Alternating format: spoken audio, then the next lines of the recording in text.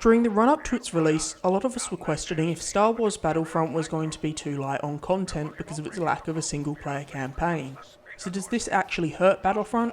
A little. In general, Battlefront doesn't really have that much meat on the bones, but good gameplay and incredible atmosphere make this a game worth playing. The gameplay in Battlefront is a lot of fun. It's nothing revolutionary, but the gunplay is good, the blasters feel pretty well balanced, and the gameplay surprisingly well not only in first person, but also in third person. Both of these are viable choices. In first person, I found the shooting felt better, but in third person you have the bonus of being a little more aware of your surroundings. The maps are very well designed and allow you to play however you want. The balance between indoor and outdoor areas stops camping from ever being much of an issue. The most notable part of these environments is just how ridiculously good they look. These maps display the world of Star Wars aesthetically better than any game ever has before. Combine that with the sounds of blaster fire, lightsabers swinging and TIE fighters zooming around, and this quickly becomes an incredibly immersive experience that really does replicate the feeling of the Star Wars movies. Although these map designs are superb, that doesn't change the fact that the map variety is quite limited, and the only way to change that is through buying the future DLC, which isn't a great solution seeing as the season pass is pretty expensive. Battlefront's primary focus is multiplayer, and when going through the options for solo play, that is made abundantly clear. If you choose to play alone, you have 3 options to choose from. A handful of short missions that teach you about the game's mechanics. For example, one mission sees you piloting an X-Wing and fighting the AI.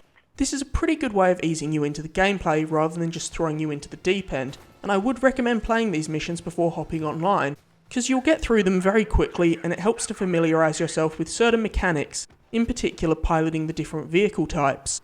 The second option is a series of missions that just pit you and a team of AI soldiers against an AI controlled army.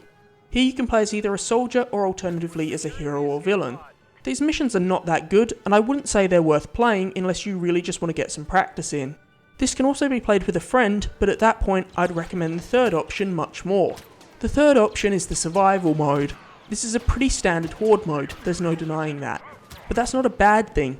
Horde modes have become so popular because they're undeniably fun. Either solo or with friends, you take on 15 waves of increasingly difficult enemies. There's something very addictive about playing this over and over again to see how you can do it better. I would recommend playing this on hard though if you'd like a challenge, seeing as normal difficulty is a breeze, even when playing alone. This is all of the stuff that you can play solo, so if you're purely interested in this game for single player, I wouldn't recommend purchasing it. Don't get me wrong, some of this content's very fun, but I couldn't see playing solo being fun for more than a few hours. Of course, the major draw with Battlefront is the multiplayer, and with this, DICE mostly delivers. There's actually a pretty substantial selection of modes, only problem is, a lot of these modes aren't that good. So like any shooter, you'll probably find a few modes that you like and stick with them.